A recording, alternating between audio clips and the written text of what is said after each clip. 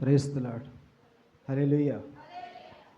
మనలందరినీ ఆయన సన్నిధిలో ఇటు రీతిగా సజీవములుగా మనం నిలవబెట్టిన తండ్రి అయిన దేవునికి కృతజ్ఞతాస్తుతులు చెల్లించుకుంటూ, అలాగే ఆత్మీయ తల్లి గారికి కుడి వచ్చిన మీ అందరికీ ప్రేమపూర్వకమైన వందనం. సంగములతో ఆత్మ చెప్పుచున్న మాట చెవి కలిగిన వారు వినుగాక. ఆమేన్. కాగా వినుట వలన విశ్వాసము కలుగును, వినుట క్రీస్తును గూర్చిన మాట వలన కలుగును. దేవుని యొక్క కృపలో మనము గత కొన్ని దినములుగా ఉపవాస క్రమంలో ప్రతి ఒక్క కుటుంబము గడుపుచ్చు దేవుని దగ్గర ఏ మేలును పొందుకోవడానికి, ఏ విధముగా జీవించడానికి, ఏ విధముగా ప్రవర్తన కలిగి ఉండడానికి అనేటువంటి విషయాల మీద తమ జీవితాలని దేవుని సన్నిధిలో ఉంచుతూ ప్రార్థన చేస్తూ ప్రతిఫలములు పొందుకున్న వారు ఉన్నారు. ఇంకా దేవుని యొక్క చిత్తము మా జీవితంలో నెరవేరాలి అనేటువంటి వాళ్ళు కూడా ఉన్నారు. కాబట్టి దేవుని యొక్క కృపలో కొద్ది దినములుగా మనము వాక్యమును వింటూనే వస్తూ ఉన్నాం. ఆ వాక్యము చేత కుటుంబాలు బలపడుచు ఉన్నాయి, వ్యక్తిగత జీవితాలు కూడా బలపడుచు ఉన్నాయి. కాబట్టి అందును బట్టి దేవుణ్ణి మనము మన రెండు చేతులు ఆకాశం వైపు చూపించి గట్టిగా ఆయన్ని స్తుతిద్దాం. హల్లెలూయా, హల్లెలూయా, హల్లెలూయా. ఒక వాక్య భాగమును మనం తీసుకుని ఒక చిన్న స్టోరీ చెప్పుకున్న తర్వాత మనము ప్రధానమైనటువంటి భాగంలోకి వెళ్దాం. ఇర్మియా గ్రంథము 18వ అధ్యాయము మొదటి నుంచి చూద్దాం. అందరూ చూడండి. ఇర్మియా గ్రంథము 18వ అధ్యాయము మొదటి నుంచి కొన్ని వచనాలు. యెహోవా యొద్ద నుండి ఇర్మియాకు ప్రత్యక్షమైన వాక్కు, నీవు లేచి కుమ్మరి ఇంటికి పొమ్ము, అక్కడ నా మాటలు నీకు తెలియజేతును. నేను కుమ్మరి ఇంటికి వెళ్ళగా అతను తన సారె మీద పని చేయుచు ఉండెను. కుమ్మరి జిగిటి మట్టితో చేయుచునకుండా వాని చేతిలో విడిపోగా ఆ జిగిటమన్ను మరలా తీసుకొని కుమ్మరి తనకు యుక్తమైనట్లుగా దానితో మరి ఒక కుండ. Praise the Lord. ఇంకా చదువుదాం. అంతటా యెహోవాకు, ఇశ్రాయేలు వారలారా, ఈ కుమ్మరి మంటికి చేసినట్లు నేను మీకు చేయలేనా? ఇదే యెహోవా వాక్కు. జిగిటమన్ను కుమ్మరి చేతిలో ఉన్నట్లుగా ఇశ్రాయేలు వారలారా, మీరు నా చేతిలో ఉన్నారు. దాన్ని పెళ్ళగింతుననియు విరగగొట్టుదననియు నశింపచేయుదుననియు ఏదో యొక్క జనమును గూర్చి కానీ రాజ్యమును గూర్చి కానీ నేను చెప్పి ఉండగా, ఏ జనమును గూర్చి నేను చెప్పితినో ఆ జనము చెడుతనము చేయుట మానిన ఎడల నేను వారికి చేయనుద్దేశించిన కీడును గూర్చి సంతాప పడుదును. తర్వాత చదువుదాం మనం. ఈ వాక్యంలో మనము చూసినట్లయితే ఒక ప్రవక్తని ప్రభు అయినటువంటి దేవాతి దేవుడు ఒక కుమ్మరి ఇంటికి పంపించి ఉన్నాడు. ఇక్కడ మనం చూస్తే తయారు చేయవాడు, తయారు చేయబడుతున్నటువంటిది, ఆ యొక్క ప్రయాసము మనకి ఇక్కడ కనబడుతూ ఉంది. మనం ఈ లోకంలో చూస్తూ ఉన్నప్పుడు కుమ్మరి దగ్గరికి కనుక మీలో ఎవరైనా వెళ్ళి పరిశీలిస్తే ఇక్కడ చెప్పిన విధముగానే కొన్ని మాటలు, కుమ్మరి తన సారెపై ఏం చేస్తాడంట, మట్టు ఈ యొక్క జిగిటమన్నును వేసి తనకై యుక్తమైనటువంటి ఆలోచన ప్రకారం ఒక కుండనో కూజానో తయారు చేయడానికి ఇష్టపడుతూ ఉంటాడు. ఆ యొక్క క్రమంలో ఆ కుమ్మరి ఆ సారెమై వేసినటువంటి మట్టి, ఆ మట్టిని తయారు చేయడానికి తన పడుతున్న ప్రయాసము మనం గమనిస్తూ ఉంటే, ఆ మట్టిలో చెత్తున్న, గట్టి మట్టి రాళ్ళున్నా, లేదా ఆ మట్టి మరీ నీళ్ళు ఎక్కువై లూజ్ అయిపోయినా కూడా, ఆ మట్టిలో మట్టిని సేకరిస్తున్నప్పుడు ముళ్ళులు ఉన్నా కూడా ఆ తయారు చేసేటువంటి వ్యక్తి చాలా జాగ్రత్తగా ఆ యొక్క గాయముల పాలు అవుతున్నప్పటికీ కూడా ఆ మట్టిని విడిచిపెట్టకుండా దానికి ఒక రూపమును తీసుకురావడానికి ప్రయత్నం చేస్తూ ఉంటాడు.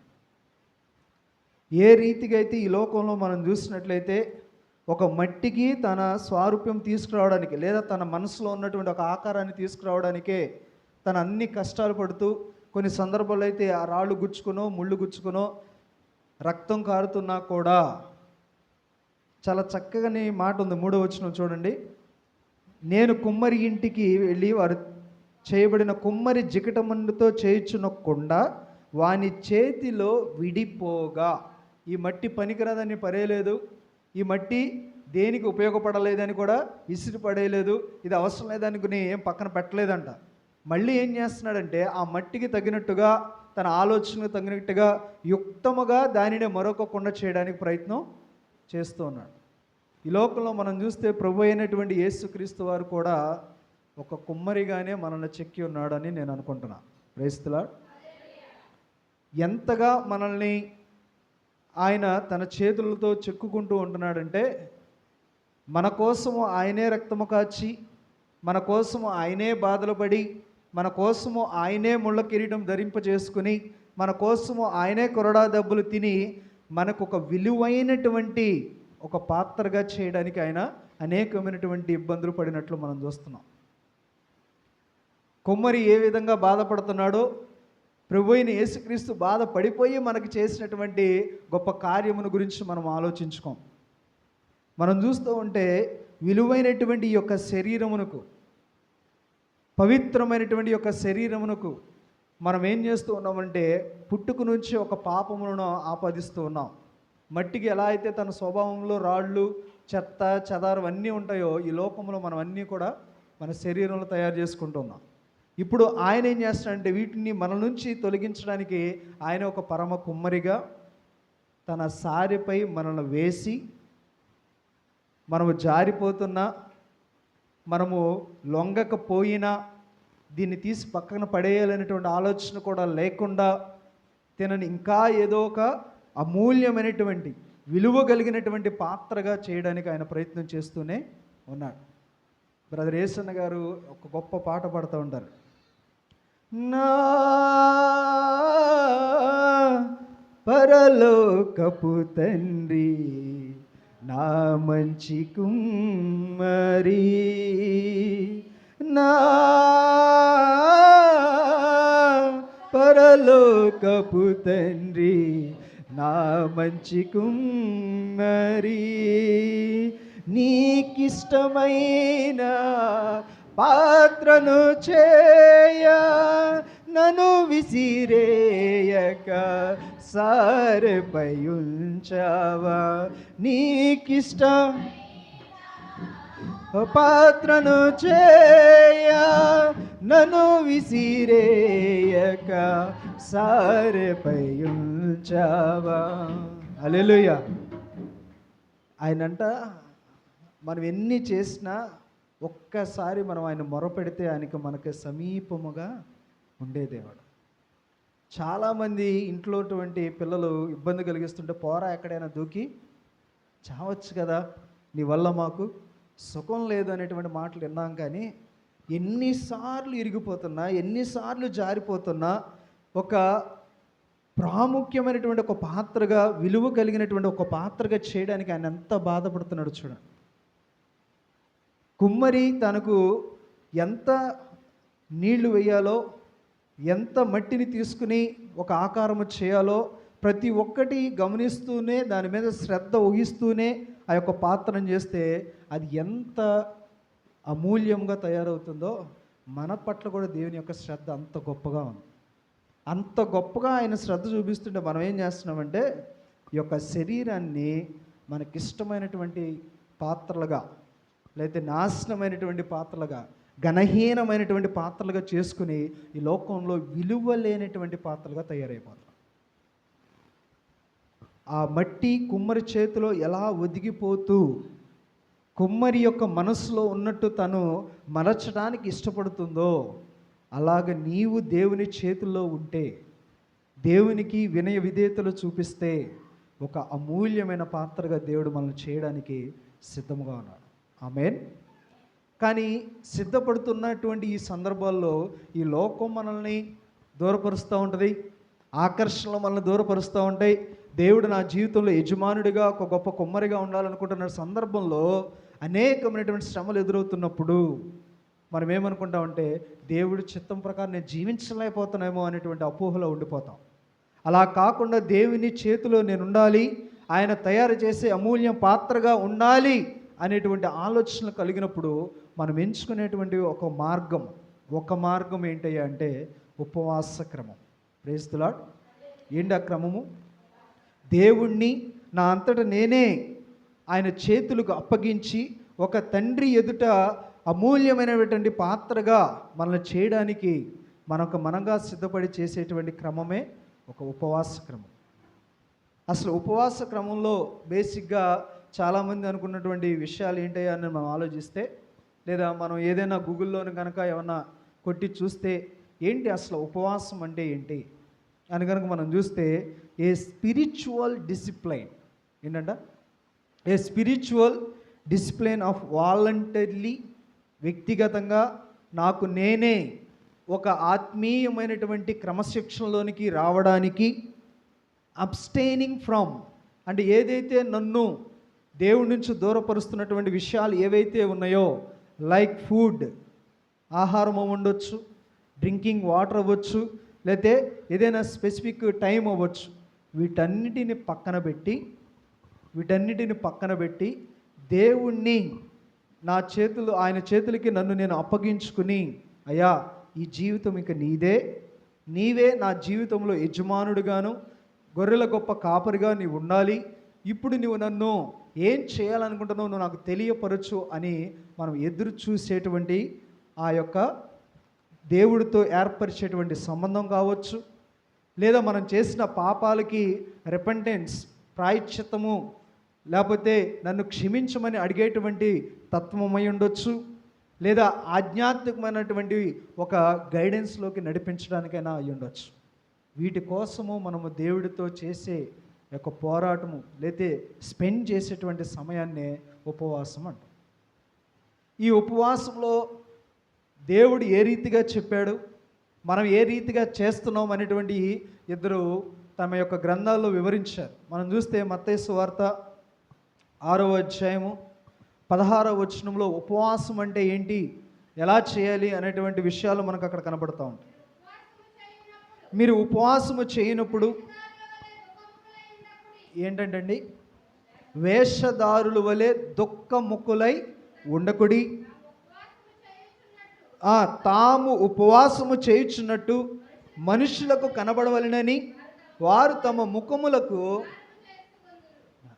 మొదటి క్రమము లేదా మొదటి అంశం ఏంటయ్యా అంటే, వీళ్ళు చెప్పేది ఉపవాసము చేయనప్పుడు ముఖములను వికారంగా పెట్టకూడదు.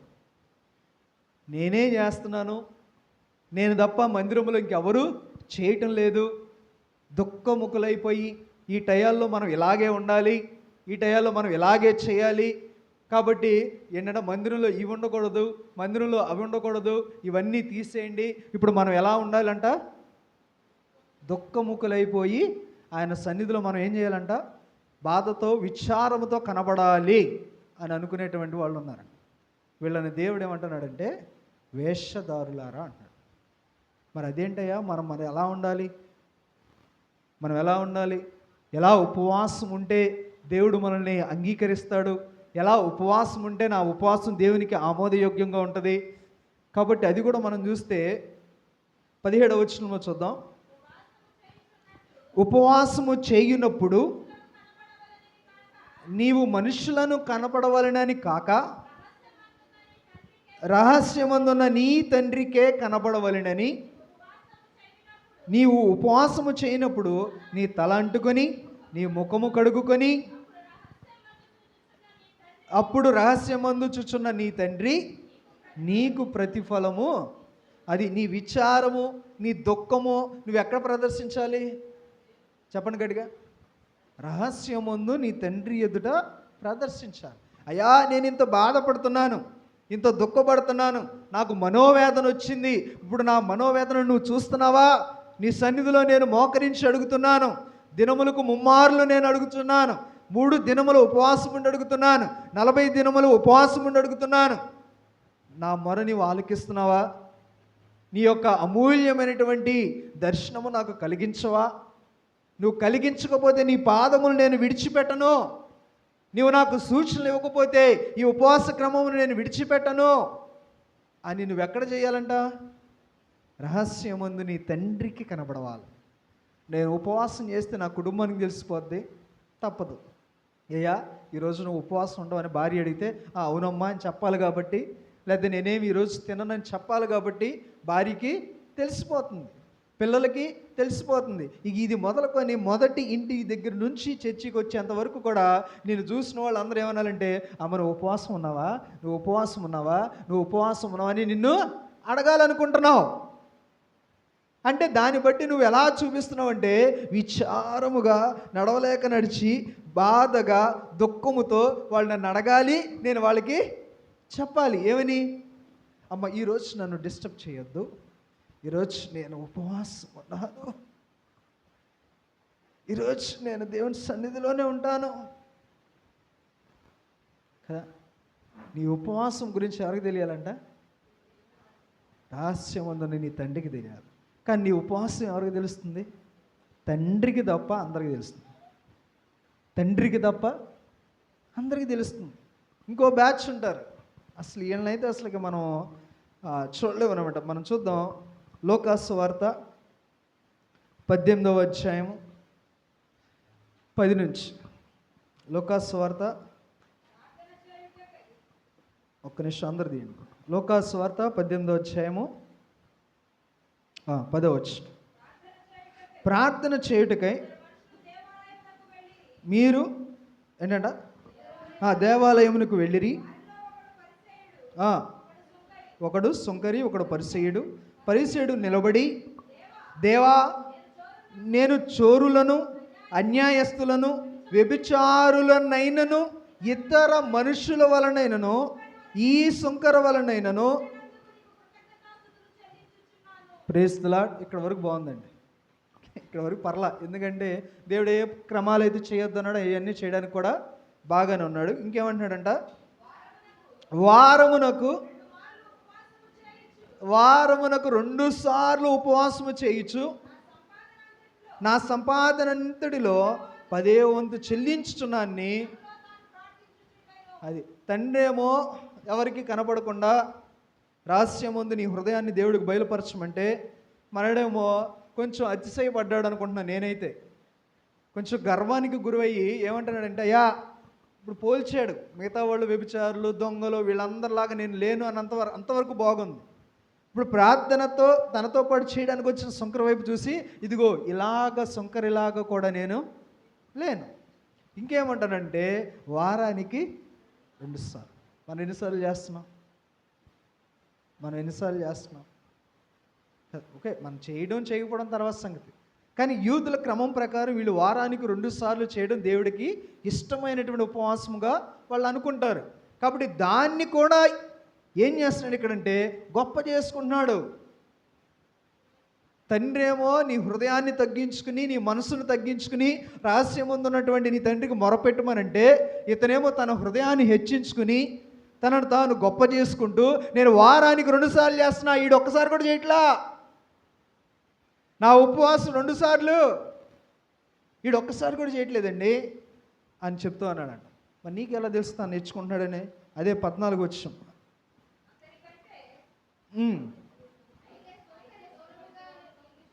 14 వచనం చూద్దాం. అతని కంటే ఇతడు నీతిమంతుడుగా తీర్చబడి తన ఇంటికి వెళ్ళిండని మీతో చెప్పుచున్న. ఎవరు నీతిమంతులుగా తీర్చబడ్డాడు? సుంకరి. తనేమో అన్నీ చేశాడు, ఈయనేమి చేయకుండా ఏమంటున్నాడంటే, తన హృదయాన్ని దేవుని వైపు తిప్పి, అయా ఆకాశం వైపు నేను కన్నులెత్తి చూడలేనటువంటి స్థితిలో మొరపెడుతున్నాడు. అంటే తన తానేమో తగ్గించుకుంటున్నాడు కదా. దాని కంటిన్యూ చూడండి. తన్ను తాను హెచ్చించుకొనివాడు తగ్గింపబడుననియు, తన్ను తాను తగ్గించుకొనివాడు. సుంకరేమో తగ్గించుకుంటున్నాడు దేవుని ముందు. ఉపవాసం 2 సార్లు చేసిన వాడేమో దేవుని ముందు. మరి ఇది ఉపవాసమేనా? కానీ దేవుడు చాలా క్లియర్గా చెప్తున్నాడు, 2 సార్లు చేయి, 3 సార్లు చేయి, 1 సారి చేయి, కానీ ఇతనే నీతిమంతుడయ్యా. Praise the lord. అంటే నీవు తగ్గించుకొని దేవుని సన్నిధిలో ఏం చేయాలి? ఉపవాసం చేయాలి. నేను చేస్తున్నానని టమ్ముకేసుకోవడమో, నన్ను అడగాలి అని కోరుకోవడమో ఉపవాసము అనిపించుకోదు. వీళ్ళే ఇంకొక రకంగా ఉపవాసం చేసి దేవుణ్ణి అడుగుతున్నారు. ఏమనంటే యెషయా గ్రంథము 58వ అధ్యాయం చూస్తే, యెషయా గ్రంథము 58వ అధ్యాయము 3వ వచనం నుండి చూడండి. మేము ఉపవాసం ఉండగా నీవెందుకు చూడవు, మేము మా ప్రాణములను ఆయాసపరుచుకొనగా నువ్వెందుకు లక్ష్య పెట్టవు అని అందరూ. మీ ఉపవాస దినమున మీ వ్యాపారము చేయుదురు, మీ పనివారి చేత కఠినమైన పని చేయుదురు, మీరు కలహపడుచు వివాదము చేయొచ్చు, అన్యాయముగా గుద్దులాడుచు ఉపవాసముందురు. నీ కంఠధ్వని పరమున విడబడునట్లుగా మీరు ఉపవాసము ఉండరు. అట్టి ఉపవాసము అడుగుతున్నారు కదా, ఉపవాస క్రమంలో నేను ఉపవాసం చేస్తున్నాను, నా ఉపవాసము నీవు లక్ష్య పెట్టవా? నువ్వెందుకు లక్ష్య పెట్టవు? నా ప్రాణమును ఆయాసపరుచుకుని కూడా నేను ఉపవాసం ఉంటున్నాను. పొద్దున్నే టిఫిన్ వేస్తుంది, మధ్యాహ్నం స్నాక్స్ పెట్టుద్ది, భోజనం ఉంటుంది, మళ్ళీ ఈవినింగ్ స్నాక్స్ ఉంటాయి. ఇవన్నీ మానేసుకునే కదా నీ సన్నిధిలో నేను ఉపవాసం ఉంటున్నాను. మరి నువ్వెందుకు నా ప్రార్థన ఆలకించు? నా పనులు నేను చేసుకుంటానే, అక్కడ కూడా తింటలేదు కదా. ఎప్పుడు 11 టీ తాగుతారా అని అక్కడ సర్వెంట్ వచ్చి అడుగుతారు, అది కూడా నేను తాగట్లేదు కదా. మరి నా ప్రార్థన నువ్వెందుకు ఆలకించు, నా మొరకు నువ్వెందుకు లక్ష్య పెట్టవు అని అంటే ఆయన అంటున్నాడు కదా, అమ్మా మీరంట మీ ఉపవాస దినమున మీరు మీ వ్యాపారమును అంటే ఏంటి అంటే ఏంటి అమ్మాయి వాళ్ళు శుక్రవారం కాబట్టి ఉపవాసం ఉండాలి, ఉపవాస ప్రార్థన జరుగుతుంది కాబట్టి అమ్మగారు నేను రాలేను, నేను కాలేజీలోనో నేను ఇంటికాడో లేదా ఇంకొక చోట నేను ఉపవాసము అంటే నా ఉద్యోగం చేసుకుంటా నేను ఉపవాసం ఉంటానమ్మా, మరి సాయంత్రం 3ంటికి తినేయమంటారా ఎవరిని కదా? మరి అది ఉపవాసమా? మన మనసు ఏమో ఒక పక్కన ఏమంటుందంటే కనీసం ఒక్కరోజు ఉపవాసం ఉండకపోతే ఎలాగా. కానీ ఉపవాసం ఉందాం, ఈరోజు కాలేజీకి వెళ్ళిపోయినా, పనులకి వెళ్ళిపోయినా, లేదా ఉద్యోగం చేసుకున్నా, లేదా ఇంకేమన్నా వ్యాపారం చేసుకున్నా నేను ఉపవాసం ఉంటాను. కానీ ఉపవాసం అంటే దేవునితో సహవాసం. కానీ నీ సహవాసం ఎవరితో? నీ పనివారితో, నువ్వు చేసి ఉద్యోగం దగ్గర ఉన్న వాళ్ళతో, నీ వ్యర్థమైన మాటలతో. ఇది ఉపవాసం అని నువ్వు అనుకుంటున్నావు. చాలా గన్ షాట్లో దేవుడు చెప్తున్నాడంటే నీవు నీ పనులు చేసుకుంటూ ఉపవాసం చేస్తే అది ఉపవాసము కాదు. నేను 40 రోజులు కూడా ఉపవాసం ఉందని నేను ఉపవాసం ఉండడానికి ప్రయత్నం చేశాను. పొద్దున్న వెళ్ళిపోతున్నాను కాలేజీకి, సాయంత్రం వస్తున్నాను, 6ంటికి తింటున్నాను. పొద్దున్న 6 కాడి నుంచి మరి సాయంత్రం 6 ఇంకెక్కడ తింటలేదు, ఉపవాసం ఉంటాను. ఈ వాక్యం చదువుతున్నప్పుడు నాలో సంఘర్షణ. ఇప్పుడు నేను ఉపవాసం చేస్తున్నట్లా చేయనట్లా?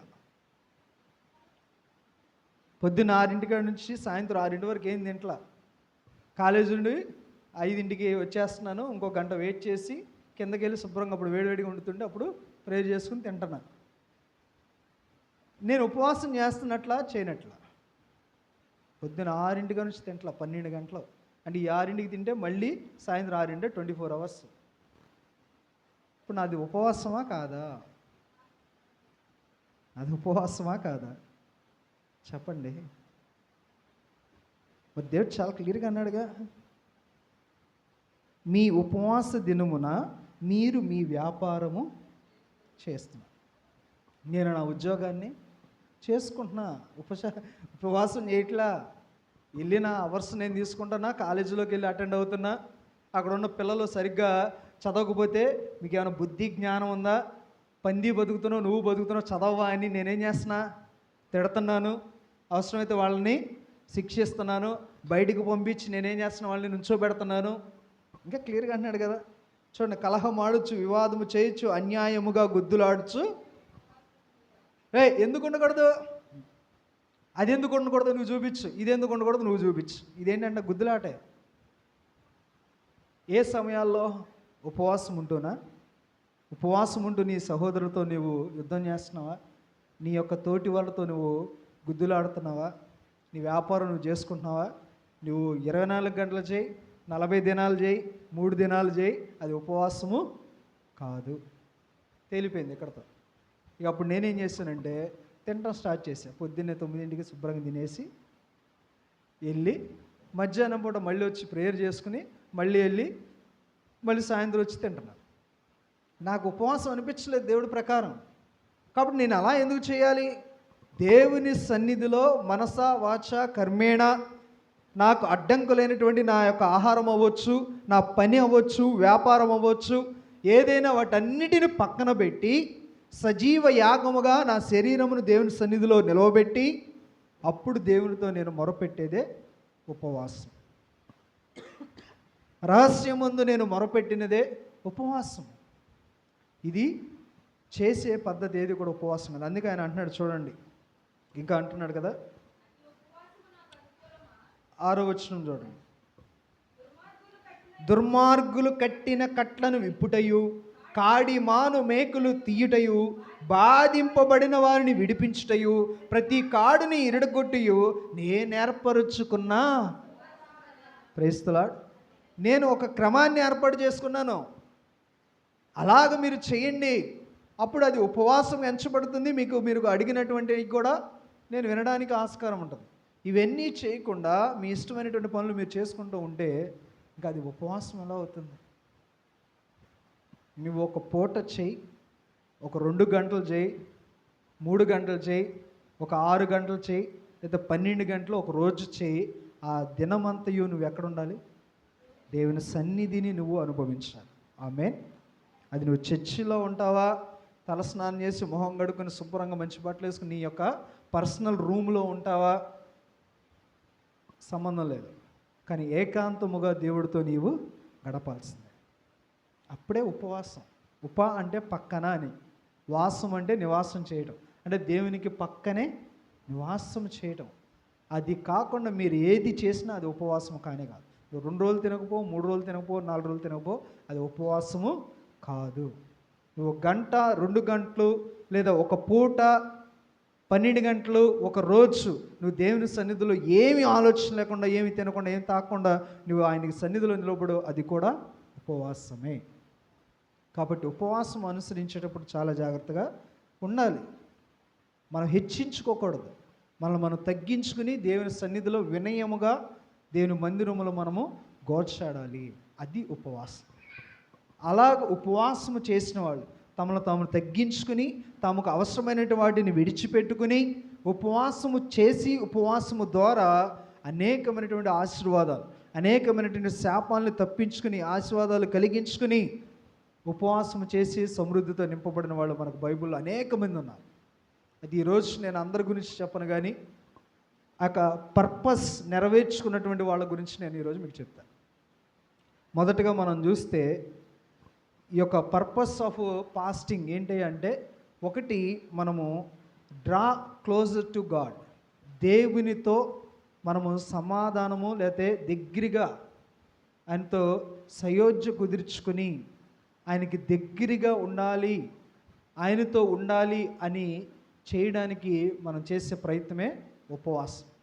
ఏంటంటే క్లోజర్ టు గాడ్, దేవునికి దగ్గరగా ఉండాలనుకున్నప్పుడు చేసేటువంటి ఉపవాసం.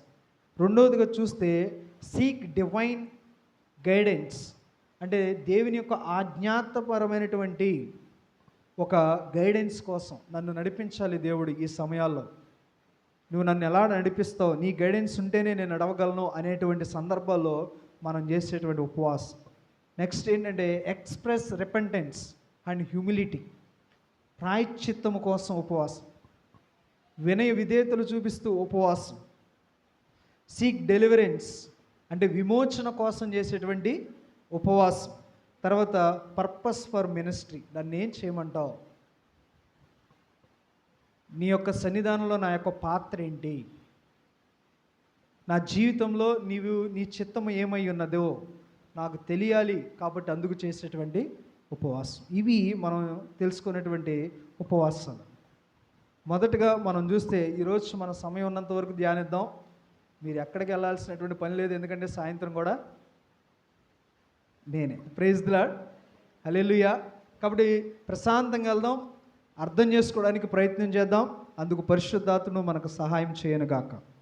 ఆమేన్. హల్లెలూయా. ఇప్పుడు అసలైనటువంటి వాక్యంలోకి మనం వెళ్తాం. ఇదంతా ఇంట్రడక్షన్. ఓకే, మొదటగా మనం చూస్తే డ్రా క్లోజర్ టు గాడ్, దేవునికి దగ్గరగా ఉండడానికి చేసేటువంటి ప్రయత్నంలో మనం చేసేది ఏంటంటే ఉపవాసం. మనం చూస్తే లూకాసు వార్త 2వ అధ్యాయము 27వ వచనం.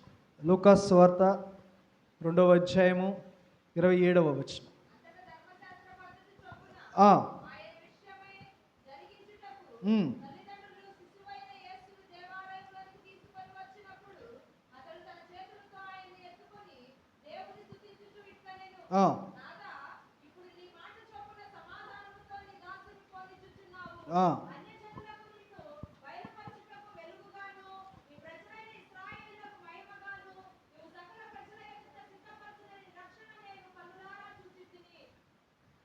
ముప్పై 36 నుంచి. మరియు అషేరు గోత్రికురాలును పనూయేలు కుమార్తె అయినను, ఎవరంటండి, అన్నా అని ఒక ప్రవక్తి ఉండెను. ఆమె కన్యత్వము మొదలుకొని 7 ఏండ్లు పెనిమిటితో సంసారము చేసి బహుకాలము గడిచినదై. ఎన్ని సంవత్సరాలండి? 84 సంవత్సరాలు విధవరాలై ఉండి, ఎక్కడ? దేవాలయమును విడువక ఏంటండి, ఉపవాస ప్రార్థనలతో రేయింపగళ్ళు సేవ చేయుచున్నాను. Praise the lord. 84 సంవత్సరములు రేయింపగళ్ళు ఉపవాస ప్రార్థనలతో ఏం చేస్తుందట? సేవ చేస్తుందంట. అందుకే ఆయనకి ఇచ్చిన బిరుదు ఏంటంటే ఆమెకి ప్రవక్తి. ఎవరు? ప్రవక్తి. ఆవిడ సహవాసం ఎవరితో? దేవుడితోనే. 74 సంవత్సరాల దగ్గర విధవరాండ్రలై ఉండి మొగుడు చనిపోయి పాపం ఆవిడ అక్కడి నుంచి దేవుని సన్నిధిలోనే ఉంటూ ఉపవాసముతో తన యొక్క పాత్ర ఏంటి, నా జీవితంలో నువ్వు నన్ను ఎందుకు ఇంకా బతికించుకున్నావు? విధవరాండ్రులకు అందరూ నీ మొహం చూడకూడదు అంటారు కదా మన దగ్గర అయితే. అలాంటి సూచనలు నన్ను అంటే నా పరిస్థితి ఏంటి, ఇప్పుడు నన్ను ఎందుకు బతికించుకున్నావు, లేకపోతే నన్ను ఎందుకు నీ ప్రణాళికలు ఇంకా నిలవబెట్టుకున్నావు అని ఆమె కనిపెట్టుకుని ప్రార్థన చేస్తే ఆమెకి ఇచ్చినటువంటి గొప్ప కృప ఏంటయ్యా అంటే, క్రీస్తు ఈయనే అని మొట్టమొదట బయటికి తీసుకెళ్ళి దేవాలయం నుంచి చెప్పింది ఎవరు? ఆమె. అదిగో మీ కొరకు రక్షకుడు పుట్టి ఉన్నాడు. ఆ రక్షణను ఆమె కన్నులారా చూడగలిగింది. ఆయనే ప్రభు అయిన యేసుక్రీస్తు అని తెలియబడింది. కారణం ఏంటంటే రేయింబగళ్ళు ఉపవాసంతో దేవునికి దగ్గరగా ఉంది, సేవ చేస్తూ దగ్గరగా ఉంది. అంటే దేవుని సన్నిధిలో నీవు దేవునితో దగ్గరగా ఉండేటువంటి క్షణములు నీవు గడపగలిగితే దేవుడు నీ చిత్తము, నీ ప్రణాళికను ఆయన ఏంటో నీకు తెలియజేస్తాడు. Praise the lord. ఇంకొకళ్ళు మనం చూస్తే 1 సమూయేలు గ్రంథము 1వ అధ్యాయము 8వ వచనం నుండి. 1 సమూయేలు గ్రంథము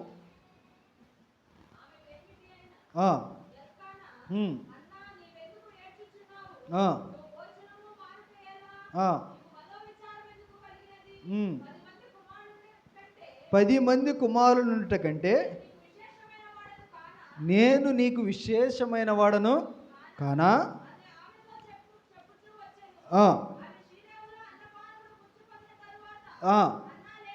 లేచి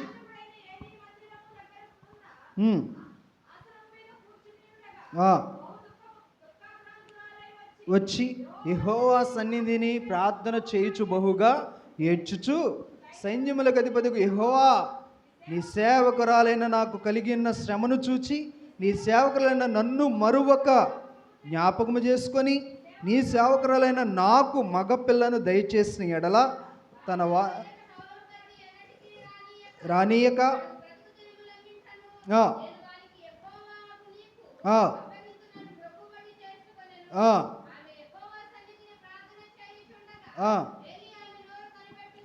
చుండెను. ఎలయనగా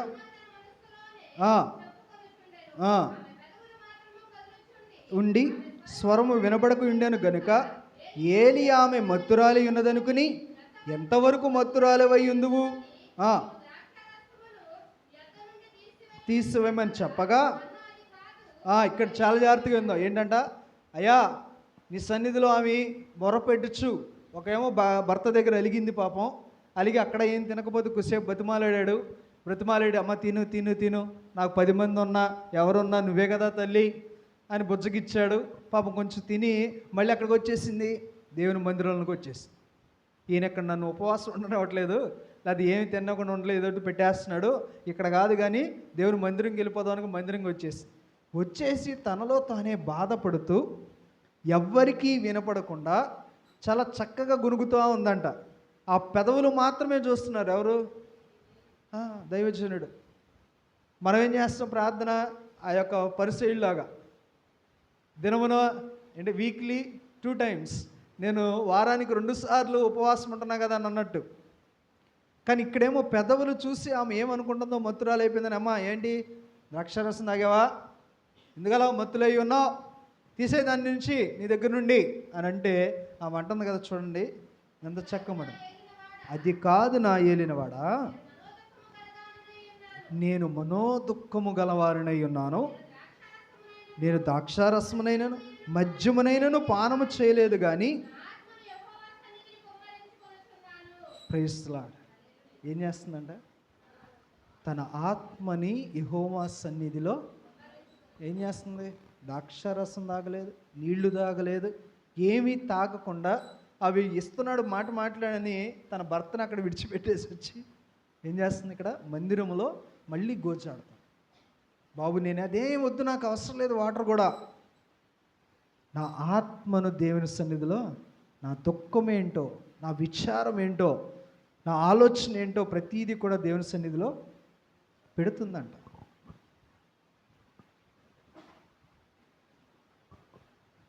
ప్రతీది దేవుని సన్నిధిలో పెడుతుంది. ఎంతమంది మనం మన ఆత్మని దేవుని సన్నిధిలో కుమ్మరిస్తాం? వస్తున్నాం, పెదవులతో ప్రార్థన చేస్తాం, వస్తున్నాం, చప్పట్లు కొట్టుచు ఆరాధిస్తున్నాం, వస్తున్నాం, నలుగురితో కలిసి మాట్లాడి వెళ్ళిపోతున్నాం. కానీ ఆత్మని కుమ్మరించడం ఏంటి? ఎలా సాధ్యమవుతుంది?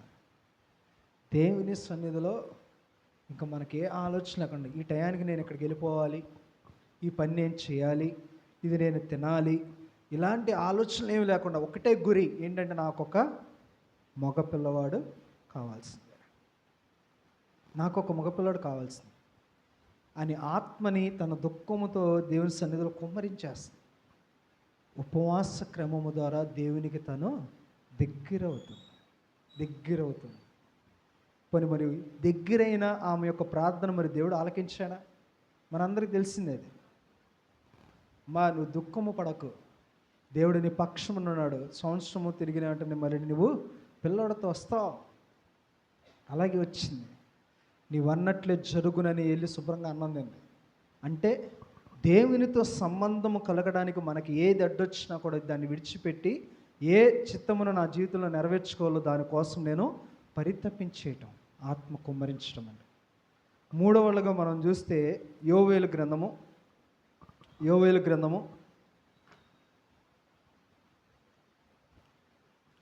1వ అధ్యాయము 14వ వచనం.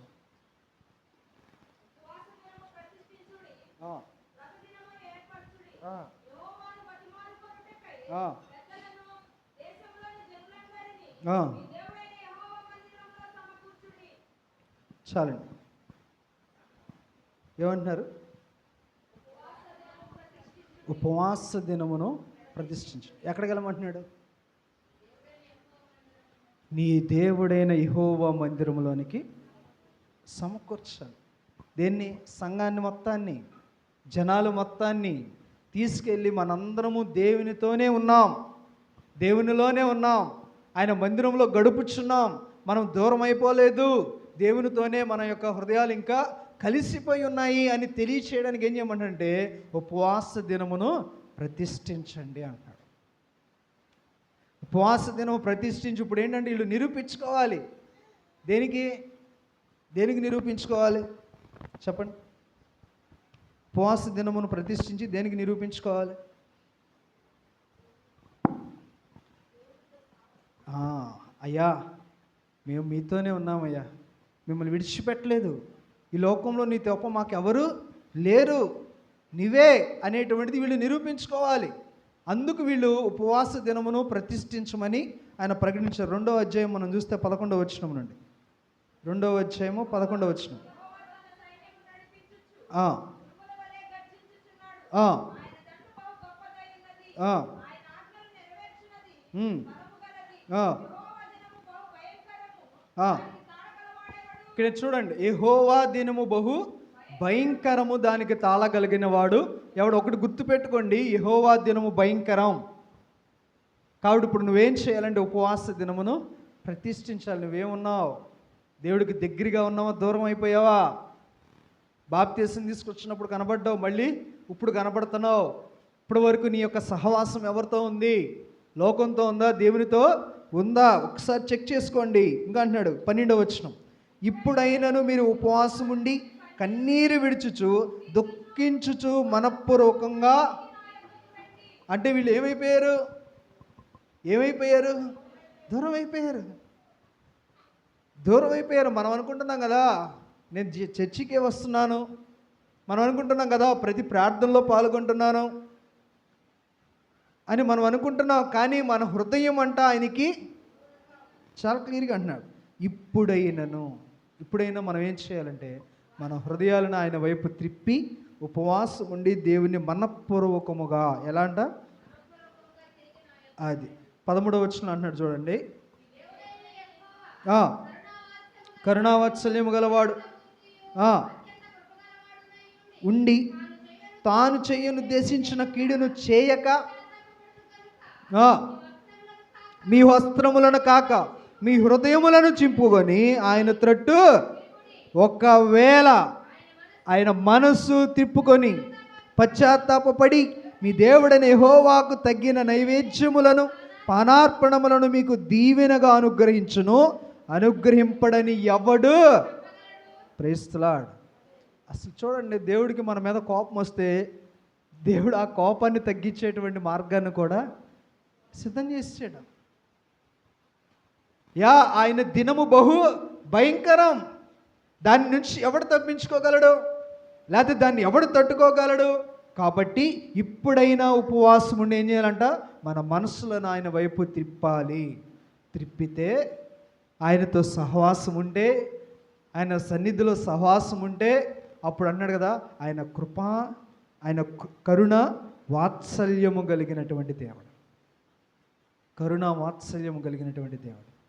ఆయన ఏం చేస్తాడంటే శాంతమూర్తిగా నీ మొర ఆలకించి నీ మీద రప్పిస్తానన్న శాపం నుంచి తప్పించి నిన్ను ఏ సమృద్ధి అయితే నింపాలనుకుంటున్నాడో ఆ సమృద్ధితో నింపగలిగిన సమర్థుడు.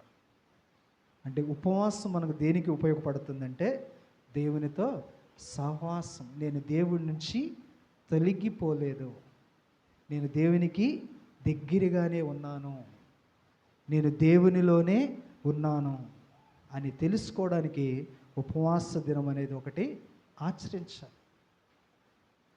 మొదటి మాట. రెండో మాటగా మనం చూస్తే సీక్ డివైన్ గైడెన్స్. దేవుని యొక్క ఆధ్యాత్మిక పరమైనటువంటి గైడెన్స్. అంటే ఆయన మన మార్గదర్శి అవ్వాలి, ఆయన మార్గాలను మనం తెలుసుకోవాలి. లేదా నా జీవితంలో ఆయన చిత్తం ఏమి ఉన్నది, నేను ఇది చేయాలనుకుంటున్నాను, నన్ను చేయమంటావా వద్దంటావా అనే దాన్ని కన్ఫర్మేషన్ కోసం కూడా మనం ఏం చేయొచ్చు? ఉపవాసం చేయొచ్చు.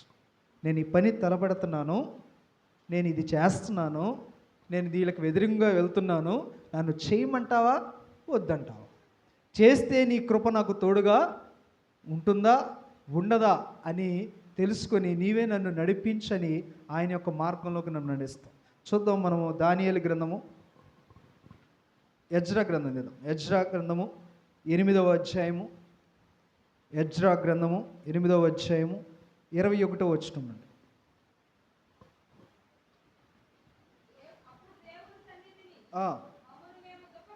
చూడండి, చాలా జాగ్రత్తగా ఎంత చక్కగా ఎజ్రా రాస్తూ ఉంటాడో. ఇలాంటి స్థితిలోనికి కనుక మనం వస్తే మన దేవుడు ఎంత సంతోషిస్తాడో చూద్దాం. 8వ అధ్యాయం 21వ వచనం. అప్పుడు దేవుని సన్నిధిని మమ్మును మేము దుఃఖపరుచుకొని ఆ, ఆ, ఆ, ఆ. ఎవరిని? ఇశ్రాయేల్ అందరినీ ఏం చేశాడు ఈయన? ఆహాము అనే నది దగ్గర ఉపవాసం ఉండడానికి ప్రకటించాడు. ప్రకటించిన తర్వాత దేనికి ఆ ఉపవాసం చూడండి. ఆ,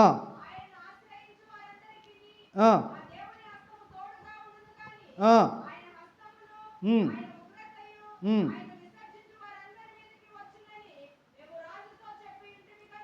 ఆ, ఆ. చూడండి జాగ్రత్తగా ఉండండి. ఎక్కడంట? మార్గమునందున్న శత్రువుల విషయమై మాకు సహాయము చేయునట్లు. ఆ, ఆ. చూడండి రాజా, మేము పలానా చోటకు వెళ్తున్నాం, నువ్వు నాకు అక్కడ మార్గ మధ్యంలో శత్రువులు ఉన్నారు, ఆ శత్రువులు మమ్మల్ని ఏదైనా చేయొచ్చు, మమ్మల్ని చంపేయచ్చు, కాబట్టి నీవు నీ సైన్యాన్ని మాకు తోడుగా పంపించి ఆ శత్రువుల బారి నుంచి మమ్మల్ని తప్పించు. ఎవరిని అడుగుతున్నాడు?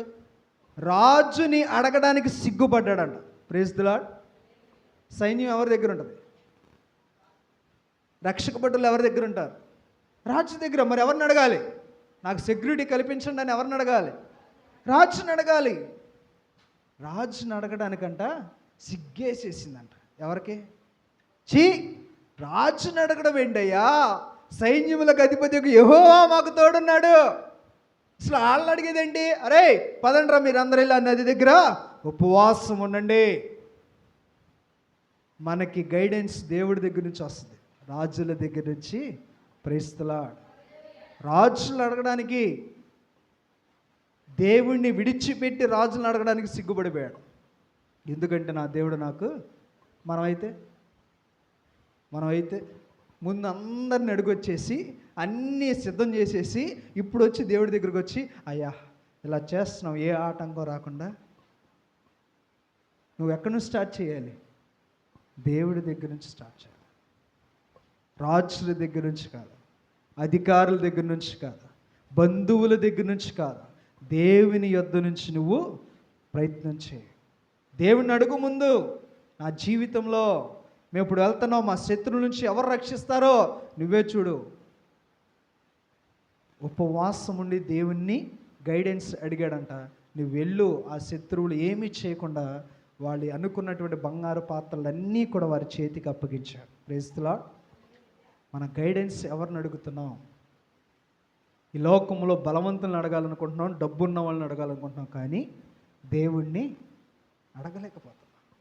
మన డౌట్ ఏంటంటే, ఇంత నా పెద్ద సమస్య నుంచి, ఇంత నా పెద్ద అప్పు నుంచి, ఇంత పెద్ద నా రోగం నుంచి దేవుడు తప్పించగలడంటారా? అల్ప విశ్వాసం.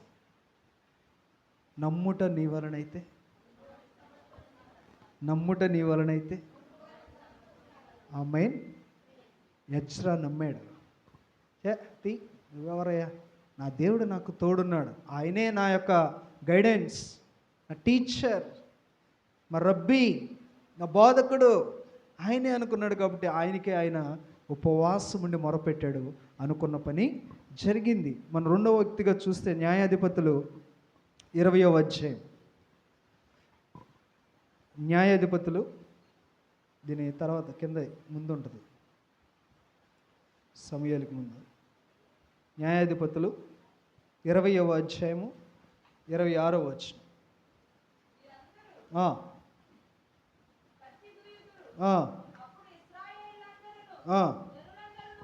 పోయి బేతేలును ప్రవేశించి ఏడ్చుచు సాయంకాలం వరకు అక్కడ యెహోవా సన్నిధిని కూర్చుండుచు.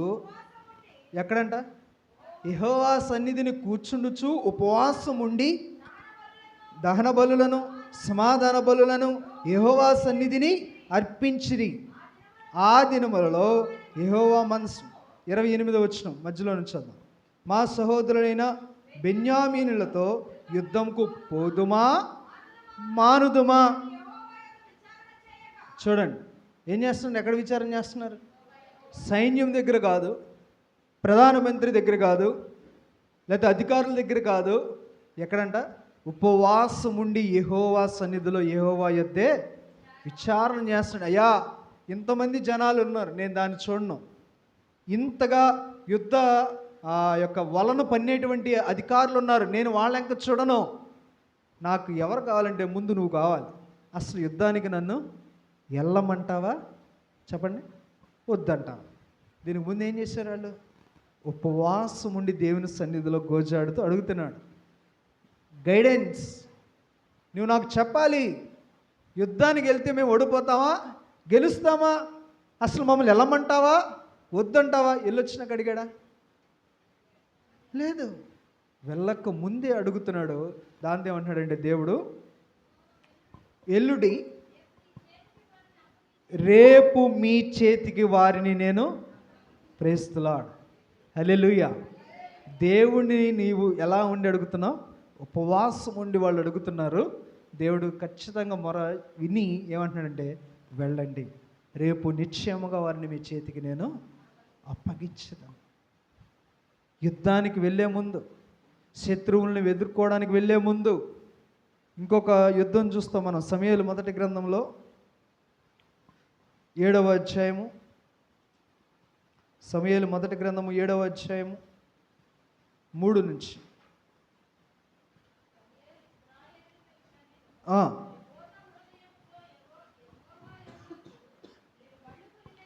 మళ్ళు కొని ఎడల నీ మధ్య నుండి తీసివేసి పట్టుదల కలిగి యెహోవా తట్టు మీ హృదయములను తిప్పి ఆయన సేవించుడి.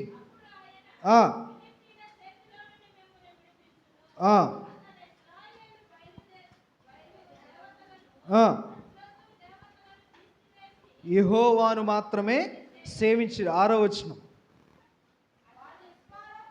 కూడుకొని నీళ్లు చేది యెహోవా సన్నిధిని కుమ్మరించి ఏంటంట?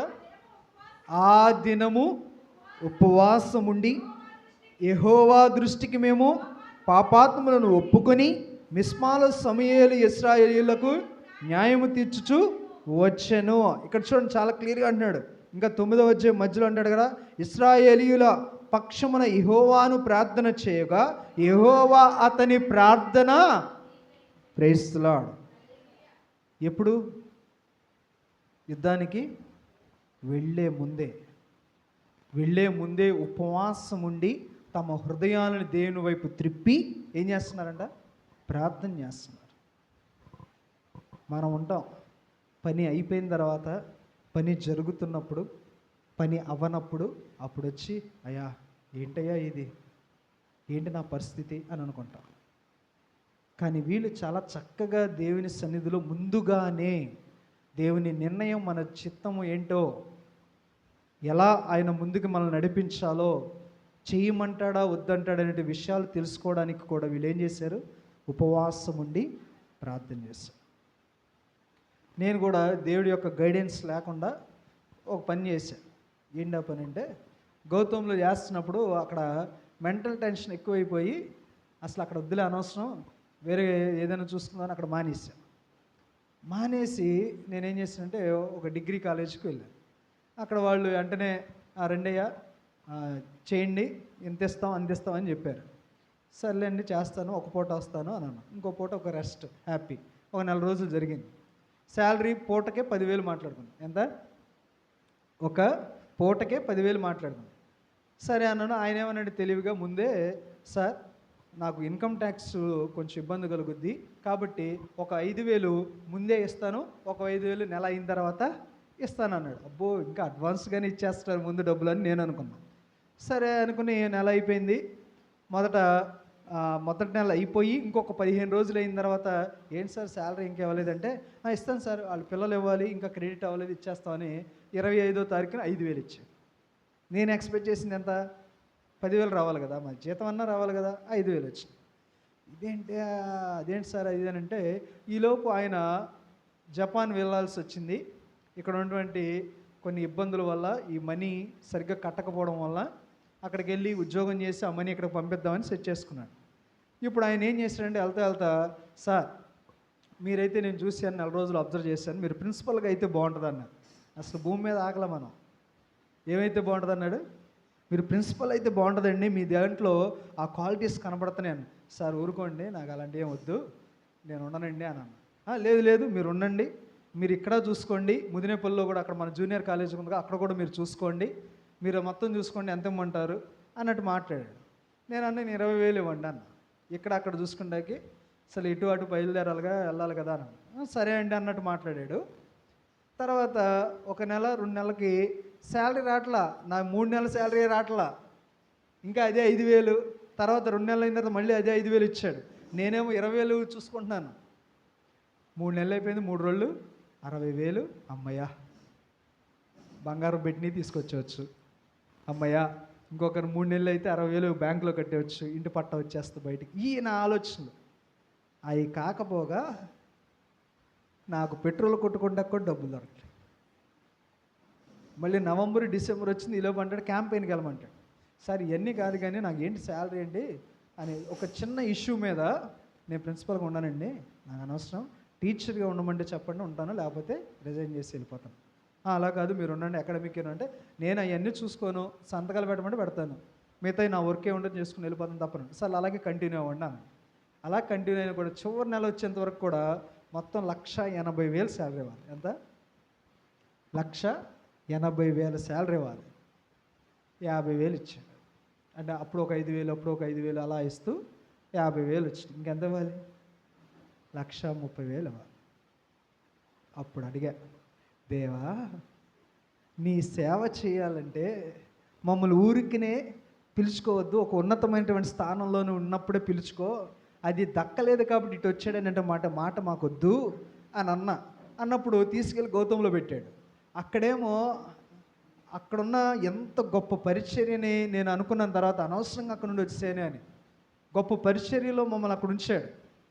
నేనేంటంటే ఇక్కడ మెంటల్ టెన్షన్, ఆయనేమో హెచ్ఓడి పద్దాక ఏదో ఒకటి అంటాం, ఏదో ఒకటి చేయడంతో కాదు, వద్దులే అనుకుని వదిలేసి వచ్చా. అక్కడ నుంచి తీసుకొచ్చేసినంత ఇక్కడేమో నన్ను ప్రిన్సిపాల్ చేశాడు. అప్పుడు అనుకున్న, అమ్మయ్యా, ఇంతకంటే ఉద్యోగంలో హైయెస్ట్ పొజిషన్ ఏముంది, కాలేజీలో ప్రిన్సిపల్ కంటే గొప్ప విషయం ఏముంది అనుకున్నా. అరే అబ్బాయి, నువ్వు కోరుకున్నావు కానీ, నీ చిత్తం ప్రకారం నువ్వు నడిచావు కానీ, సరే చూడు ఎన్ని రోజులు ఉంటావో అని సంవత్సరం ఉంచేసరికి అప్పుడు అర్థమైంది, ఇది దేవుడి చిత్తం కాదు. నేను అనుకున్నాను, నా ఇష్ట ప్రకారం జీవించాలనుకున్నాను, నాకు ఇష్టమైన ఉద్యోగం చేయాలనుకున్నాను, దేవుడిని అడగలా. కానీ ప్రిన్సిపల్గా ఇస్తానన్నప్పుడు ప్రార్థన చేసుకున్నాం. ఇద్దరం ప్రార్థన చేసుకున్నాం అంటే, ఈయనేమో ప్రిన్సిపల్గా ఉండమన్నాడు, అన్ని తలకాయ నొప్పులు, బోల్డని రిస్కులు ఉంటాయి, దేవా ఇప్పుడు ప్రిన్సిపల్కి వెళ్ళడానికి ఇదిగో లెటర్ రాపించుకోవడానికి సెక్రటరీ అయిన కరస్పాండెంట్ దగ్గరికి వెళ్తున్నాం, ఎటువంటి అడ్డంకు లేకుండా ఆయన డైరెక్ట్ సంతకం పెట్టేసి యూనివర్సిటీలోకి వెళ్ళి సబ్మిట్ చేయి అంటే నేను ప్రిన్సిపల్గా కొనసాగుతాను, లేకపోతే నేను ప్రిన్సిపల్గా ఉండను అనుకున్నాం. ప్రేయర్ చేసుకున్నాను, ఇలా జరిగితే అలాగే చేయని తను అంది, మేమిద్దరం వెళ్ళిపోయాను. సెక్రటరీ దగ్గరికి వెళ్ళాను, ఆయన ఆ రోజు లేడు. నేను ఈరోజు రాను, మరుసటి రోజు వస్తానని చెప్పాడు. అంటే అది అడ్డంకా కాదా? అప్పుడన్నా నేనేం చేయాలి? తెలుసుకోవాలి కదా, నువ్వు అడిగిందే కదా, కండిషన్ పెట్టావు కదా, ఏ ఆటంకం రాకుండా ఉంటే నువ్వు ప్రిన్సిపల్ అవ్వు, లేకపోతే వద్దు అని నేను అనుకుంటానని నేను చెప్పి నడిచిన. అక్కడ అడ్డంకి వచ్చినా కూడా నేనేం చేసాను, మళ్ళీ ఇంటికి వచ్చి ఇవి ఇలా అంటున్నారు అంటే వదిలేసే అని అన్నా. నేను కూడా వదిలేద్దాం అనుకున్నాను, కానీ ఆయన విడతలు పెట్టలేదు. ఆయన నువ్వే చేయండి నేను వెళ్ళిపోయాను కదా, జపాన్ దగ్గరలో ఉన్నాను, హైదరాబాద్ ఫ్లైట్ ఎక్కుతున్నాను, ఈ టైంలో మీరు ఉండనంటే ఎలాగా అని ఆయన అన్నాడు. మరి నేను కూడా ఏం ఆలోచించానంటే, సర్లే మరి ఆయన ఇబ్బంది పడతాం కరెక్ట్ కాదు కానీ దూరా. తీరా ఏం చేసిందంటే 1,20,000కి 1,30,000కి నాకు దేవుడు మంచి గుణపాఠం నేర్పించాడు. కానీ ఆ రోజులో నేను జీతం తీసుకోకపోయినా కూడా దేవుడిని నేను తప్పు అయిపోయిందని ఒప్పుకొని ఆ క్షణాల్లో నేను అడిగినప్పుడు ఆ రోజు నుంచి మళ్ళీ ఇంకొక జాబ్లోకి వెళ్ళేంత వరకు కూడా ఏ రోజు తక్కువ కాకుండా చూశాడు. Praise the lord. 9,000 అలాగే బ్యాంకులో కట్టాలి, డ్వాక్రా కట్టాలి, ఇంట్లో చూసుకోవాలి, తర్వాత గోల్డ్ లోన్ కట్టాలి, ఏది ఆగల శాలరీ తీసుకోవాలా. నా దేవుడు, అరే జాబులోనో హై పొజిషన్లోనో కాదు, నేను నీకు తోడై ఉండాలి, నీవు నా చిత్త ప్రకారం నడువు, అప్పుడు నిన్ను నేను ఎలా నడిపించాలో అలా నడిపిస్తాను. వెంటనే మళ్ళీ ప్రార్థన చేసుకుని అక్కడ మానేసి తర్వాత మళ్ళీ అడిగితే ఆయన్ని సరే ఏదో లెటర్ పెట్టండి చూద్దాం అని అన్నారు. కానీ తీరా మళ్ళీ ప్రిన్సిపాల్గా చేసిన వాడు మళ్ళీ కేడర్ తగ్గిపోతే ఎక్కడ అవమానంగా ఉంటుందని మళ్ళీ దేవుడిని అడిగితే తీసుకెళ్ళి ఏమి ఇచ్చాడు, ఇంకా కష్టమైనటువంటి ఇన్ఛార్జ్ పొజిషన్ ఇచ్చారు. కాలేజీ మొత్తానికి నువ్వే ఇన్ఛార్జ్ అయ్యా, నువ్వు ఉండాలి, ప్రతి మీటింగ్లకి మీరే వెళ్ళాలి, ప్రతి ధర్నాకి మీరే వెళ్ళాలి, కాలేజీ ప్రెసిడెంట్ మీరే అని మళ్ళీ ఆ పోస్ట్లో పెట్టేశాడు. దేవుడు అన్యాయస్తుడు కాదు, మనం అన్యాయం చేస్తాం. మనం దేవుడిని అడగం, నా జీవితంలో నీ చిత్తం నెరవేర్చేయని అడగం, నా జీవితంలో నీవు నడిపించయ్యా అని అడగం. ఆయన నడిపించిన రోజు చూడండి, పౌలుకి ఎన్ని కష్టాలు వచ్చినా కూడా ఆయన కూడా అడిగాడు, అయ్యా ఇది నేను భరించలేకపోతున్నాను కదా, దీని నుంచి నన్ను తీసివేయి అని అడిగితే ఆయన అంటున్నాడు కదా, అది ఉండని నా కృప నీకు ప్రేస్తులా. ఆయన కృప మనకు కావాలి, ఆయన గైడెన్స్ మనకు కావాలి, ఆయన ఏ దారిలో నడిపిస్తాడో మనం తెలుసుకోవాలి, ఆయన చిత్తము మన జీవితంలో ఏముందో తెలుసుకోవాలి. అలా తెలుసుకోవాలంటే మన ఉపవాసం ఒక్కటే సరైనటువంటి మార్గం. దేవుని సన్నిధిలో అన్ని విషయాల మీద స్టాప్, ఇంక నేను ఇవి కాదు, ఇప్పుడు అసలు నువ్వు నా జీవితంలో నిర్ణయం ఏంటి అని ఆయన సన్నిధిలో కనుక మనం నిలవబడి అడగగలిగితే ఒక చక్కని మార్గంలో దేవుడు మనల్ని తీసుకెళ్తాడు. ప్రైజ్ ది లార్డ్, హల్లెలూయా. చివరిగా ఇంకొక మూడవ చూద్దాం, సీక్ డెలివరెన్స్, విమోచన లేకపోతే విడుదల. మనం చేసినటువంటి వాటికి ప్రాయశ్చిత్తం చెల్లించడానికి దేవుడు ఈ యొక్క ఉపవాస క్రమాన్ని అనుసరించడం ద్వారా మనం వాటి నుంచి తప్పించుకోగలమనేటువంటి ఒక పద్ధతిని ఆయన పెట్టినట్టు మనకు కనిపిస్తుంది. మనం చూస్తే దానియేలు గ్రంథము 9వ అధ్యాయము 2వ వచనం, దానియేలు గ్రంథము 9వ అధ్యాయము 2వ వచనం.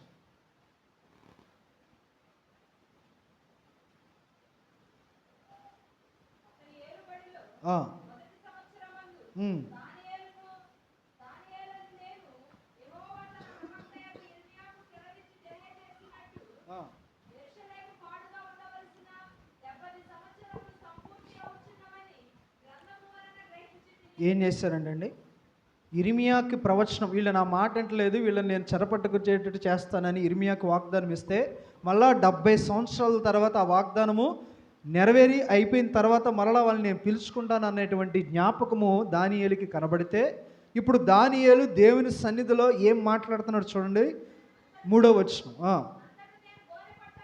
అంతటా నేను గోనెపట్ట కట్టుకొని ధూళి తలపైన వేసుకొని ఉపవాసం ఉండి నా మనసును నిబ్బరము ప్రేస్తున్నాడు. ఏం చేశాడంట, విషయం తెలుసుకున్నాడు, అరే ఇంకా టైం అయిపోతుంది, దేవుని సన్నిధిలో మనం గోజాడేటువంటి సమయం వచ్చేసింది కాబట్టి ఇప్పుడు ఖచ్చితంగా మనం గోనెపట్ట కట్టుకుని ఉపవాస దినమును ప్రకటించుకుని మనం చేయాల్సిందే అనుకున్నాడు. మొత్తం చేస్తున్నాడు. 9వ వచనంలో అంటాడు కదా చూడండి, మేము మా దేవుడైన యెహోవాకు విరోధముగా తిరుగుబాటు చేసితిమి, అయితే ప్రైజ్ ది లార్డ్. ఈ ఉపవాస క్రమంలోనే అడుగుతున్నాడు చూడండి, 70 సంవత్సరాలు మేము బానిసలుగా ఉన్నాం కదయ్యా, నీ వాగ్దానం చేసావుగా నీ ప్రవక్తకి మమ్మల్ని విడిపించయ్యా, అయితే మేము చేసిన పనులు ఏంటయ్యా అంటే ఇగో మా దేవుడైన యెహోవాకు విరోధముగా తిరుగుబాటు చేశాం. ఇప్పుడు ఏం చేస్తున్నాడు, ఒప్పుకుంటున్నాడు. ఎవరు చేసినాయి, తన చేశాడా? ఇశ్రాయేలు ప్రజలు పితరులు 70 సంవత్సరాల క్రితం జరిగినటువంటి తిరుగుబాటుకి ఇప్పుడు ఒప్పుకుంటున్నాడు. అంటే కొన్ని శాపాలు తండ్రుల నుంచి తండ్రులకి, తండ్రుల నుంచి కుమారులకి వస్తాయి.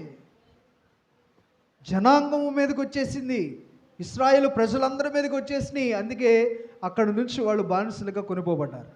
ఇప్పుడు తెలుసుకుని మేము తిరుగుబడ్డాం, అయితే నీవు కృపా క్షమాపణలు గల నీ కృప చూపిస్తావు, మమ్మల్ని క్షమించేస్తావు. ఇంకా 13వ వచనంలో అంటాడు,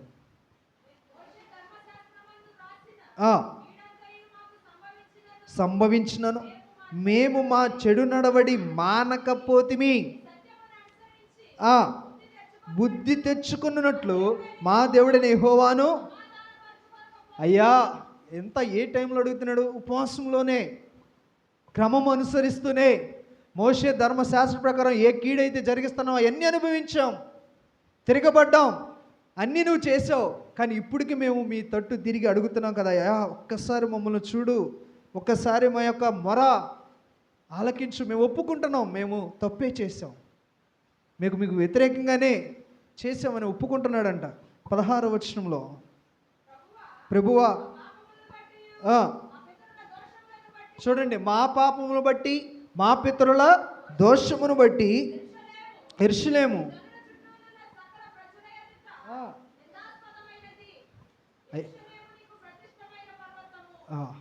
నీవు గొప్పగా నిర్మించిన నీ యొక్క స్థానాన్ని మేము కోల్పోయి మీకు వ్యతిరేకంగా మేము ఉన్నామయ్యా. ఇవన్నీ ఒప్పుకుంటున్నాడు. ఇలా చేసాం, ఇలా చేసాం, ఇలా చేసాం అంటున్నాడు.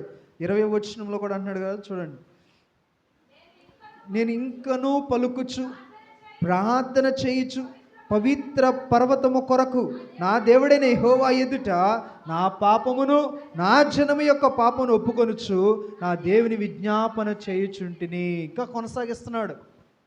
ఎప్పటి వరకు? ఉపవాసం ఉండి ఇవన్నీ ఒప్పుకుంటున్నాడు. ఎప్పటి వరకు? ఒక కన్ఫర్మేషన్ కొరకు, నువ్వు మమ్మల్ని క్షమించావు అనేటువంటి పిలుపు కొరకు. నువ్వు నాకు దర్శనం ఇవ్వు, నీ దూతలతో మాట్లాడు, నీవు మమ్మల్ని క్షమిస్తే చాలు. ఇప్పటి వరకు మేము అనుభవించిన పాపం, అనుభవించినటువంటి శాపం చాలు అనుకుంటున్నాడు. 21వ వచనంలో ఆయనకు ప్రత్యక్షత కనబడుతుంది. చూడండి, మధ్యలో నేను ఇలాగ మాట్లాడచ్చు, ప్రార్థన చేయుచుండగా మొదట నేను దర్శనమందు చూచిన ప్రతి అతి ప్రకాశమానుడైన గబ్రియేలును ఆ మనుషును సాయంత్రపు బలి అర్పించు సమయమున నాకు కనబడి. అంటే ఏంటి? అంటే ఏంటి? ముట్టి ఏం చెప్తాడు? ఏం చేస్తుంటాడు? అయ్యా నీ ఉపవాస ప్రార్థన దేవుని సన్నిధికి చేరింది. ప్రైజ్ ది లార్డ్, హల్లెలూయా. ఎక్కడికి చేరిందంట? దేవుని సన్నిధికి చేరింది. నువ్వెలా చెప్తున్నావు?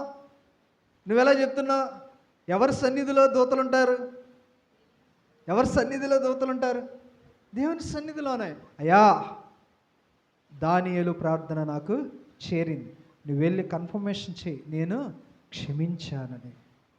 దానియేలు ఉపవాసం ఉండి చేసినటువంటి ప్రార్థన ఆ జనము మొత్తానికి కూడా విడుదల కలిగించేటట్లు చేసింది. ఈరోజు నువ్వు కానీ నేను కానీ ఉపవాసం చేసి మన పితరులు, మన పిల్లలు, మనము కానీ దేవునికి వ్యతిరేకంగా పాపం చేసినట్లయితే మనము కూడా ఉపవాస క్రమము ద్వారా దేవుని అడుగుదాం, గోచాడదాం. దేవా మా పాపములు క్షమించమని దానియేలు వలె మనము కూడా ఆయన సన్నిధిలో మనము ప్రార్థించేవాళ్ళం. ఇదే సందర్భంలో నెహెమ్యా కూడా అంటాడు కదా, 9వ అధ్యాయం మొదటి 2 వచనాలు.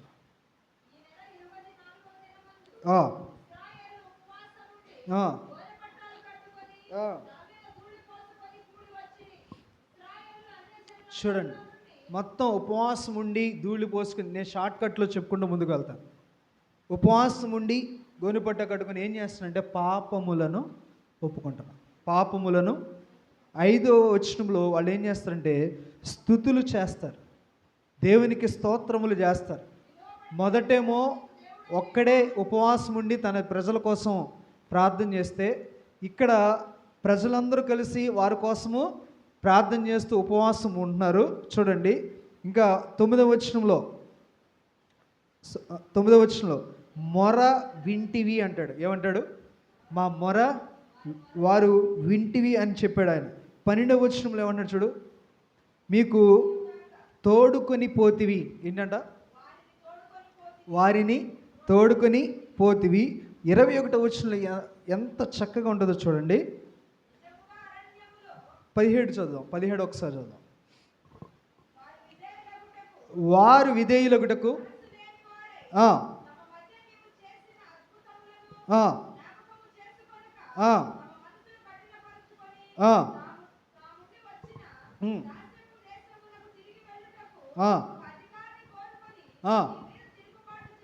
చేసిరి. అయితే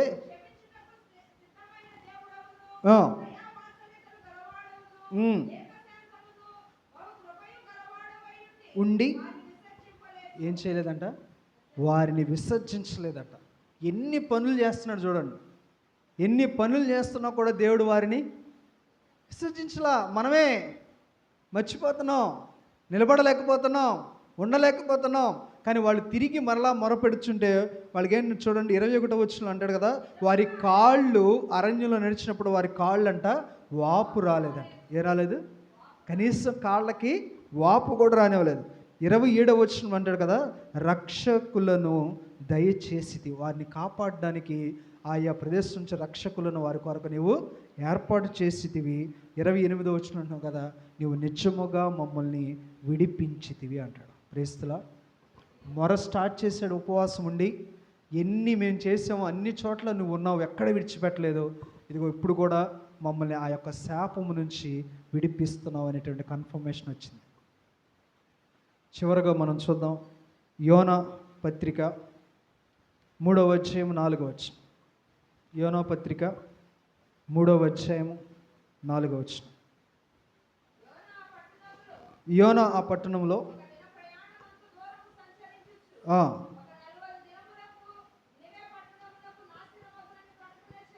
చేయగా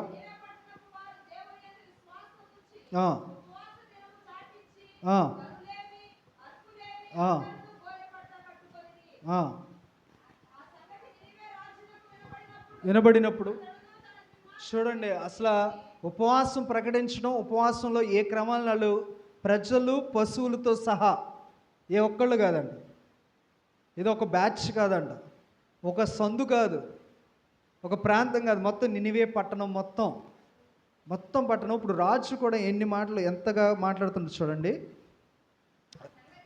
ఆ సంగతి వినబడినప్పుడు దిగి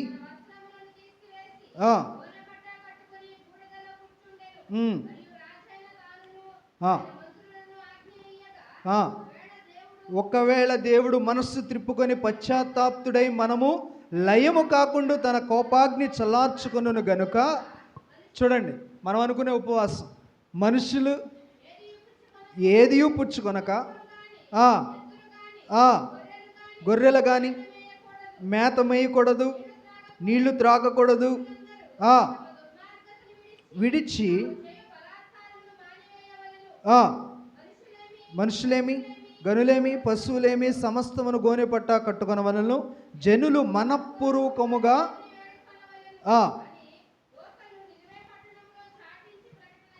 చూశాడు. ఎంత కఠిన ఉపవాసం అంటాం దీన్ని. ఎవరికంట అసలు చూడండి, అంటే పాపము నరాలలో, అంటే నేను అనుకుంటాం అక్కడ గాలిలో కూడా చేరుకుపోయింది. గాలిలో కూడా అంటాం కదా, వచ్చేసాడు రాడు అంటాం. ఈ సెంటు వాసన వస్తే వాళ్ళే వచ్చినట్టు కదా, ఆ వాసన వచ్చేస్తున్నారు, వీళ్ళే వేస్తున్నారు ఇలాంటివి. అంటే ఇక్కడ మ్యాక్సిమం పశువులు మనుషులు అందరూ కూడా ఏమైపోయారంటే పాపంలో ఉండిపోయారు. అసలు చాలా చక్కగా రాజే ప్రకటిస్తున్నాడు ఏమనంటే, నిశ్చయంగా మీరు ఈ ఆజ్ఞను ప్రకటన చేయండి, గోనె పట్ట కట్టుకోండి, ఉపవాసం ఉండి దేవుడు ఒకవేళ మనస్సు త్రిప్పుకొని మనల్ని బ్రతకనిస్తాడేమో.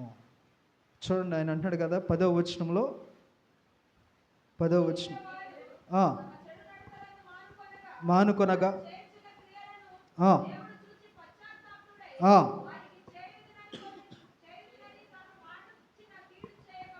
Praise the lord. దేవుడు తాను చేయదలుచుకున్న కీడు నుండి చేయక మానెను. దేని ద్వారా? ఉపవాస ప్రార్థన. మనం ఏదో ఒక తప్పు చేసేస్తాం, ఏదో ఒక అతిక్రమము చేసేస్తాం, కానీ దాన్ని దాచిపెట్టేసి దేవుడు చూడలేదు, నా పక్కన వాళ్ళు చూడలేదు, నా కుటుంబం చూడలేదు, ఎవరికి తెలియదు అనుకుంటాం. కానీ ప్రవక్తను పంపిస్తాడు, ఆత్మ ద్వారా మనతో మాట్లాడతాడు, దీని విషయం ఏంటి అని మనల్ని అడుగుతాడు.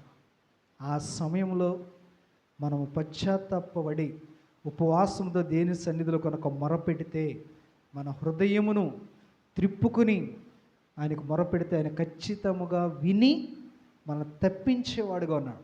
ఇక్కడ ఉపవాసములు ఇంతమంది ప్రార్థన చేసి వినినప్పుడు దేవుడు విన్నాడా వినలేదా? గైడెన్స్ కోసం ప్రార్థన చేశారు, ఉపవాసం ఉండి విన్నాడు. దేవుని దగ్గరగా ఉండడానికి ఉపవాసం ఉండి ప్రార్థన చేశారు, దేవుడు సమీపంగా ఉన్నాడు. ఈరోజు శాపం రాకుండా ఉండడానికి ఉపవాసం ఉండి ప్రార్థన చేశారు, దేవుడు ఆలకించాడు. ఈ 3 విషయాల్లో దేవుడు మన పక్షమునే ఉండి మన ప్రార్థన విజ్ఞాపనలు ఆలకించి ప్రతి విధమైనటువంటి కీడు నుంచి దూరపరిచి సర్వ సమృద్ధిలో మనల్ని నడిపించాడు. కాబట్టి దాని ప్రకారము మనం ఉపవాసం అంటే ఏదో అల్లాటప్పగానో, ఉపవాసం అంటే ఏదో ఒక క్రమముగానో కాదు. మీ వస్త్రములను కాక మీ హృదయములను చింపుకొని దేవుని సన్నిధిలో నీవు మొరపెడితే దేవుడు నీ ప్రార్థన ఆలకించి ప్రతిఫలం దయచేయడానికి సిద్ధమన్నాడు. ఆమేన్. చిన్న ప్రార్థన చేసుకుందాం. ఎవరికి వాళ్ళము దేవుని సన్నిధిలో దేవుడు ఈరోజు ఈ మధ్యాహ్న కాల సమయంలో ఆయన మనతో మాట్లాడిన ఈ యొక్క మాటలను బట్టి ఒక్కసారి ప్రశ్నించుకుని దేవుడిని అడుగుదాం. ఒకవేళ ఆయన యొక్క గైడెన్స్లో మనం లేమేమో, ఒకవేళ ఆయన యొక్క చిత్తము ప్రకారము మనం జీవించటం లేదేమో,